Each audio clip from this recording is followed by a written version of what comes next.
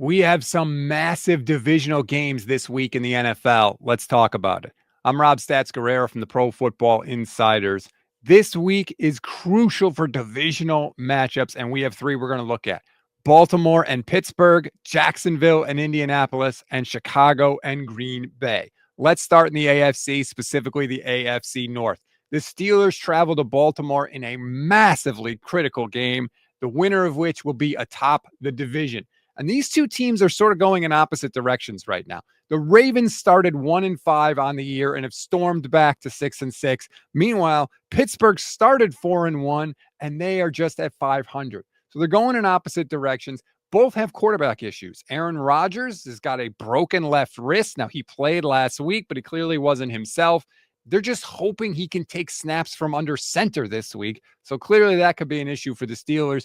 And for the Ravens, Lamar Jackson has not thrown or scored a touchdown in his last 3 weeks. How many times can you say that in the career of Lamar Jackson? And oh, by the way, this is not an opponent that he wants to see right now while he's struggling. Jackson has lost 5 of his 8 career games against the Steelers. They seemingly have had a handle on him. He's going to have to buck that trend if the Ravens are going to get a win. And oh, by the way, how about this? Mike Tomlin and John Harbaugh will be meeting for the 39th time in their careers. Only 2 other coaches have ever faced each other more in the history of the NFL, and that was George Halas of the Bears and Curly Lambeau of the Packers way back in the day. Now, look, depending on how these 2 games go, because these teams are going to play again later in the season, who knows if we'll see a Mike Tomlin, John Harbaugh matchup next year, but this is a crucially important game in the AFC North, and the winner will be in the driver's seat.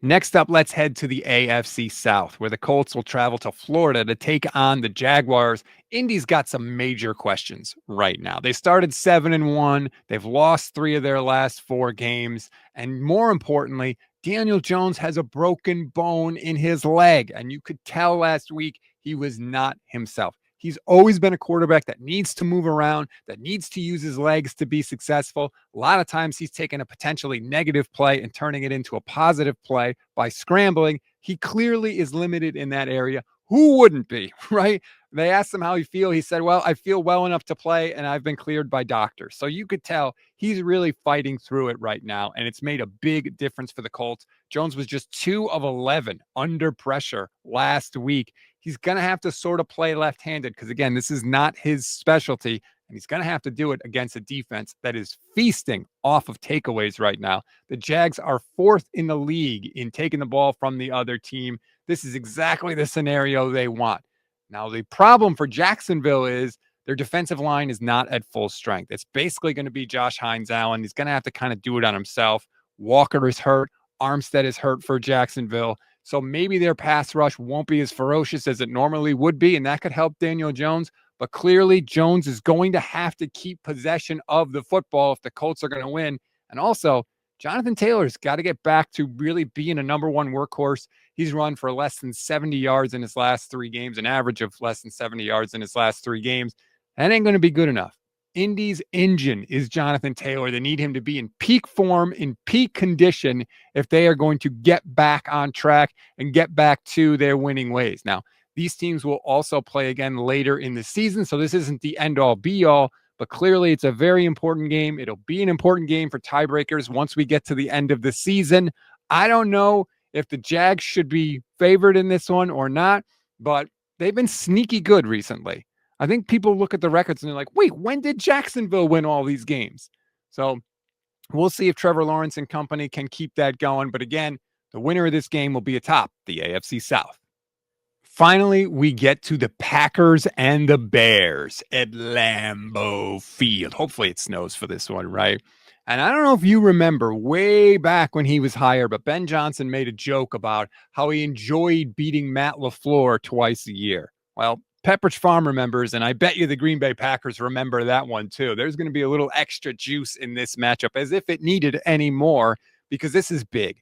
The winner of this game will obviously be leading the division, but also the playoff seeding in the NFC could look massively different depending on how this game works out. case in point, no matter what happens, the 49ers are going to move up in the playoff standings. So there's implications all over the place for this game. And to me, it's going to be about one question. What does Caleb Williams do against the pressure? He has struggled to pass the ball this year. He is last in the league in completion percentage, even though he's throwing to open guys all the time, thanks to Ben Johnson. What is he going to do with Micah Parsons and company bearing down on him, especially in a crucial moment of the game? That's what we don't know, but I think that's what it's going to come down to. And for Green Bay, you're lucky because the thing that you do protecting the football is going to serve you well in this game. The Bears lead the league in takeaways. Jordan Love, even though the narrative kind of says differently, has been phenomenal at not throwing interceptions this year. He has 19 touchdown passes and just 3 picks all year long. If Green Bay does not set up Chicago with short fields or give away scoring opportunities with turnovers, I think they're going to get a win in this game. I do think the spread is a little big. 6.5 seems like a lot to me, but I do expect Green Bay to win. I think their defense is incredible, and I don't have the confidence in Caleb Williams to be able to do it through the air, which I think they're going to have to because Green Bay's defense is just, it's a buzzsaw right now. So we'll see if the Packers can do it. Plus, Green Bay's at home. So that, I think, gives them a little extra, especially if it snows a little bit. Maybe get a little of the mystique back in Lambeau Field. Who knows? But another incredible matchup. And I will say this, if Ben Johnson somehow goes and gets a win, what a feather and a statement win it would be by him and the Chicago Bears. We will see, but another crucially important divisional matchup in Week 14.